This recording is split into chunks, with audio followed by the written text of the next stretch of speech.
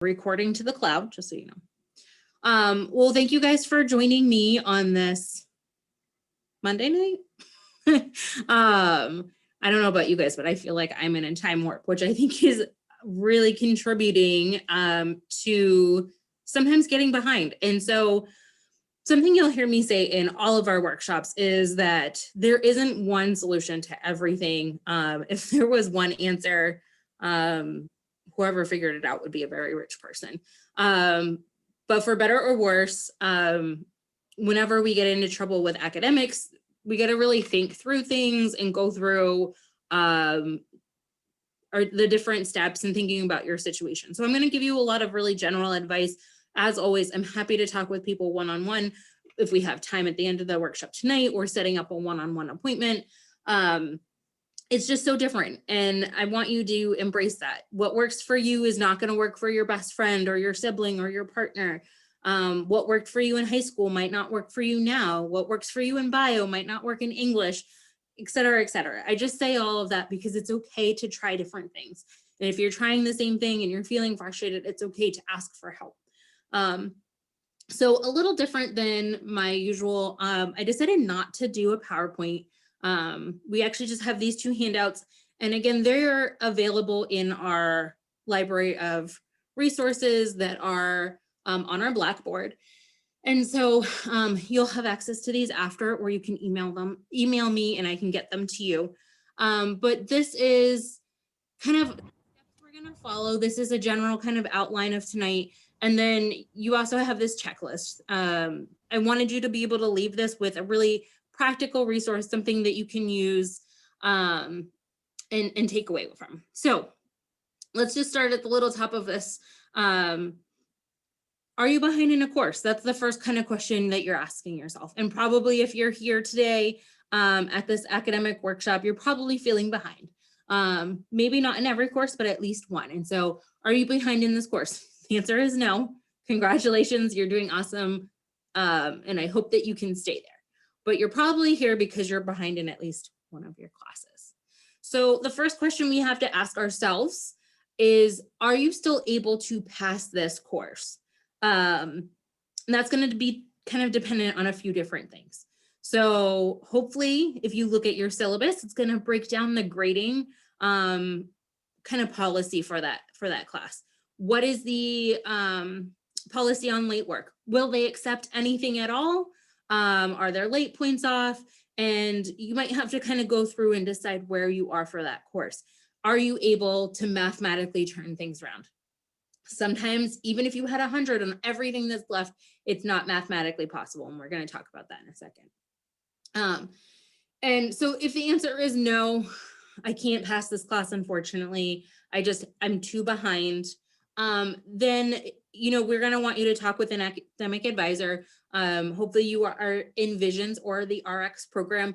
And that would mean meeting with us to talk about with withdrawal options or taking it again in the future. This is going to be so individual. We, again, can't talk about it as too much of a general, but if mathematically you're not able to pass that, talk to somebody. At least in Visions and RX, totally judgment-free zone. There's no harm in it, right? Be honest about what's going on and let us help you figure out the next step. Let's say you're not sure. Maybe you're not sure what you have left to complete, what's missing. Maybe the grading policy on the syllabus isn't super clear. Maybe you had some extenuating circumstances and you want to ask for an extension. So if you're unsure, you're going to reach out to your professor for sure. And that's the same if you can still pass this. Okay, yep, I still have enough points left. I can pass it. You're still going to want to reach out to the professor. Maybe this will be your first time touching base with them. Maybe you've been in communication. But let's talk about what is that conversation going to look like. The first thing is you're going to be honest with them. They're human beings. You're human beings. They take their classes really seriously. It's their passion. It's their work. And you're going to want to share with them as much as you feel comfortable what's been going on. And I think it always helps to admit to any faults or, admit maybe it wasn't your best work. And I think that that honesty goes a long way, right? Hey, I've been having a really tough time. I didn't expect online learning to be this hard. I've had X, Y, and Z going on. I'm really sorry that I didn't put my best into your class. I want to try to, pass it. Can we work together to complete a plan? If you need any help from them, you're going to be asking, hey, I'm having trouble understanding this material. Do you have office hours that I can go to? Can we meet on Zoom? Whatever it is that's particular for you. I'm having trouble understanding the book. Is there any YouTube channels or YouTube videos that you would recommend that I watch? Or do you have any recorded videos? Again, ask for the help that you need. And if it's not already in the syllabus, discuss the late work. I cannot express how important it is to have read the syllabus first. If the answer is in there, you don't want to go into this conversation being like, will you accept this? If the syllabus says no late work, it is still worth asking to say, hey, I had a really hard time. I know you typically don't accept anything. Is there any way that I can get an extension? It's important here to note that every class is taught the way that faculty wants to teach it. Academic freedom means that faculty, even though you're taking English 101 and your best friend is taking English 101, if it's not the same professor, they have the right and the ability to grade how they want, teach how they want, have whatever assignments that they want. So it is super important to be paying attention to your class and your class requirements. So definitely, again, worthwhile, worth having that conversation. And so that leads us to next steps. And this is what we're going to spend most of our time talking about. It's what this checklist is about. But I wanted to kind of go through what our mental plan was to get to this point. And some of you may have already kind of done these steps and are just looking for this next part. Other of you might be kind of starting more at the beginning. Again, that's okay. Every circumstance is completely different. And this applies whether you feel behind in all of your classes or if it's just, 3 of them are going well and 1 is a problem. All right. So here's our handy little checklist. And again, I wanted to do it like this instead of a PowerPoint because it really is a life applicable situation. It's not a, lecture to PowerPoint. These are things that we're really going to do in real life. And you could literally print one of these and check it off if that's what's helpful for you. So these we covered. If you're not sure what to start with, talk with an advisor you trust. Talking to your faculty and being honest with them. And now here we start with, let's identify the problem and make a specific plan to combat those issues. This again it's hard to talk about because each of you, I'm sure, are in a super different place. And it's really hard to kind of give you one solution that will be for everything. Do you have too much on your plate and what can go? That's a really common problem, right? And I'm not here to tell you that your academics are the most important thing. If you are a parent or a caregiver, that might be the most important thing to you right now. Or if you are working 40 plus hours a week and you have 5 classes, maybe the problem is that academics are taking too much of your time. And that's okay if you need to be a part-time student. We need to be honest with ourselves about what's possible. I will tell you guys over and over again that I care a lot about your mental health. And if you are taking on too much and you are not well as a person, there's no way that you're going to perform at your job well or be a good parent or do well in your academics. So I want us to look really honestly about where our time is going. If you are a student and a student who just graduated high school and you are still living with a family member and you don't need to be working those 40 hours, then maybe that is a situation where maybe you do cut back on work. But I never want to say that, oh, just cut back on work hours is the solution for everybody. It's not always. And also other people actually do better when they have work hours. Sometimes people are not working at all and they're just, life has no structure, right? Right now, anybody else, if you want to give me an emoji, anybody else feel like time has no meaning sometimes? Just floating in the atmosphere. Exactly. And so I found some students who pick up 15 hours at Target. It makes all the difference because you have that structure. And so I'm never also going to say that picking up a job is not the solution, or some volunteer hours, or it doesn't matter, just something to give your life meaning, right? What time of day is it? What day of the week is it? 2 shifts of work might help with that. But again, everybody's one-on-one. I don't want to go too much on a tangent. Are you getting distracted by less important tasks? How many of you would rather do the dishes than read your chemistry book? How many people would rather do laundry than do calculus? Yeah, we have to be honest with ourselves about, yes, you can tell yourself that laundry and dishes are important, but you will always have those things. And so if you are making the commitment to school and you want certain grades, you do have to figure out what that balance is going to look like. Right? We need to dedicate time that's just for school, and no matter what comes up, that needs to be the priority in that time slot. Are you not being realistic with your time? Again, that can go in so many different ways, but are we thinking I can write this paper the night before and that's not really true? Or is it, oh, I'm only on TikTok an hour a day, but really TikTok, you get sucked in. I'm sure I'm not alone in that, right? Are you not being fully honest about yourself, with yourself, about where your time is being spent? And do you have your time mapped out? And that is kind of the solution for some of these things. And we're going to get into kind of the solution, but really having some sort of outline and some sort of discipline with yourself is going to be really important.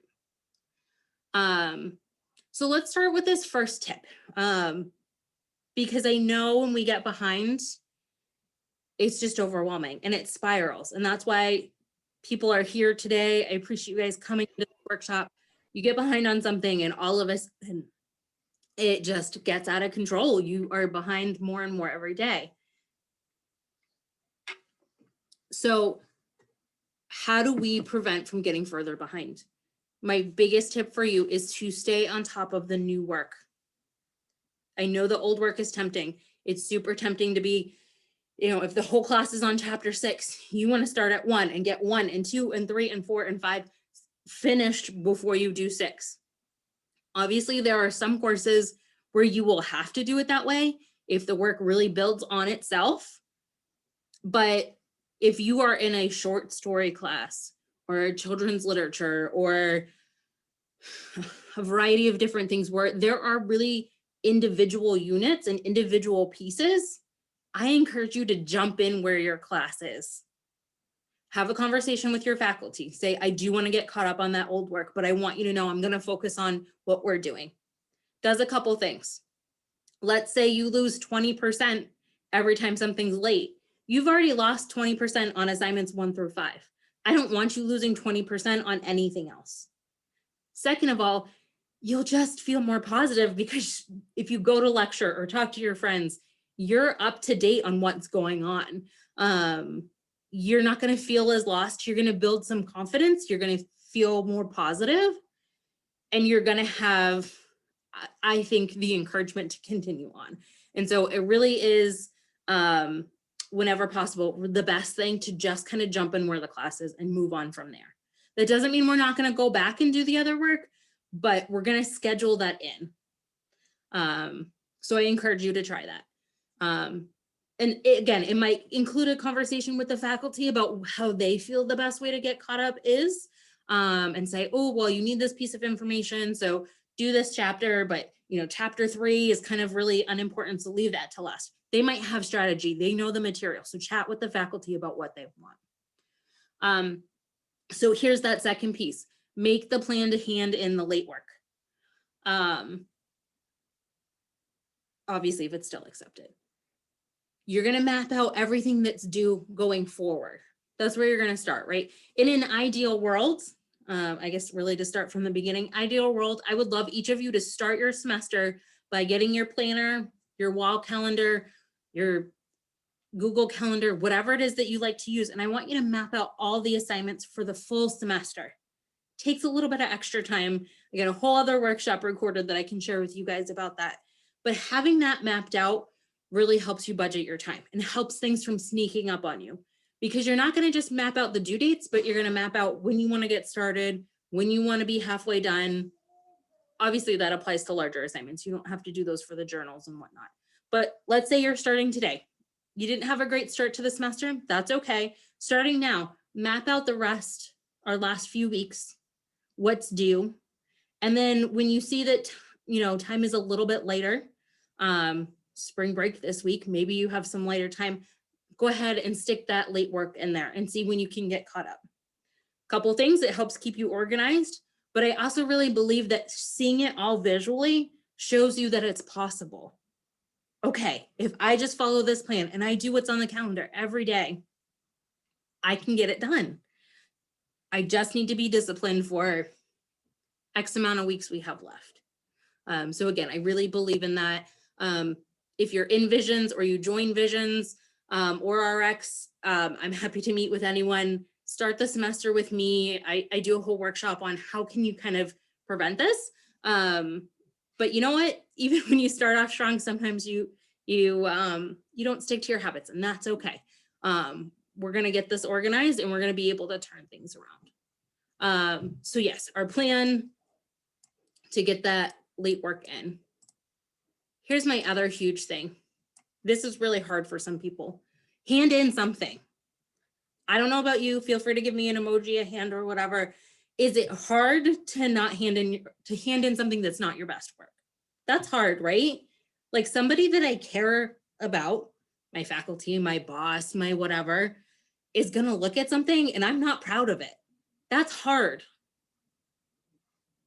But mathematically, I'd rather you get a 50 than a 0, right? Just strictly mathematically. That 50, assuming we're on a scale of 100, that 50 is gonna bring your course grade down a lot less than a 0.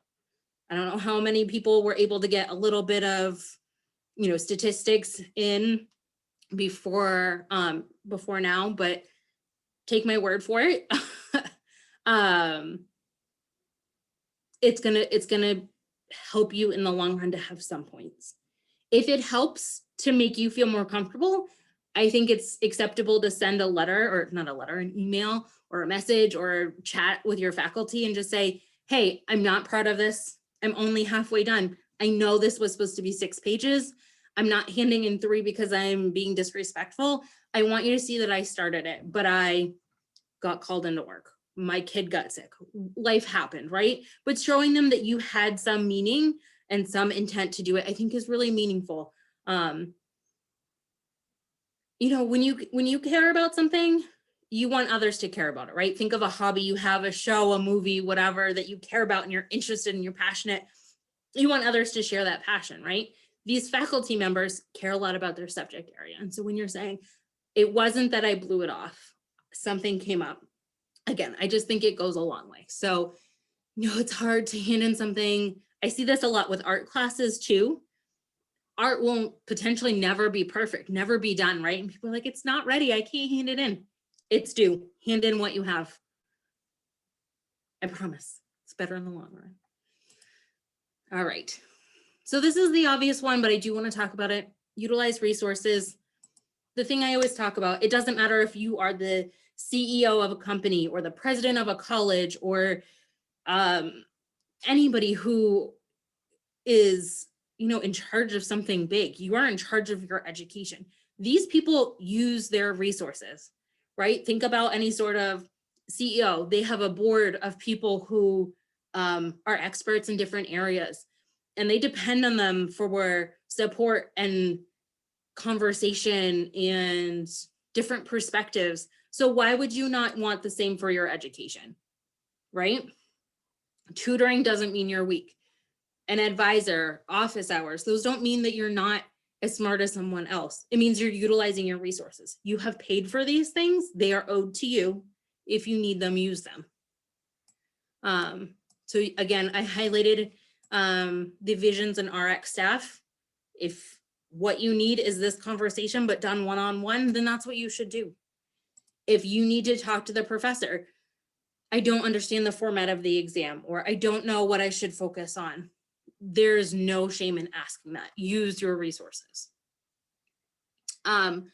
And finally, this is kind of what I jumped ahead and talked about, but we want to be preventative. We don't want to be here again.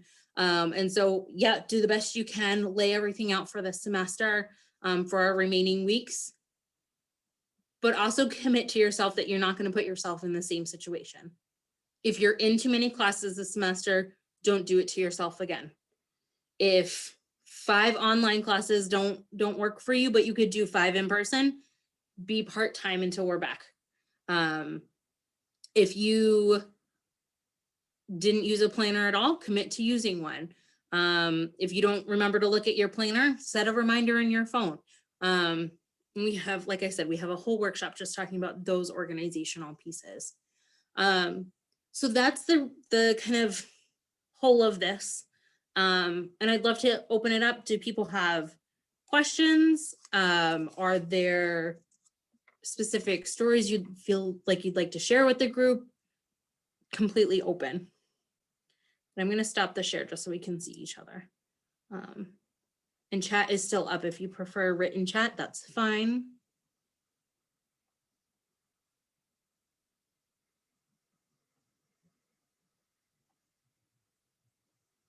Well, thank you guys for joining. I'm going to turn the recording off.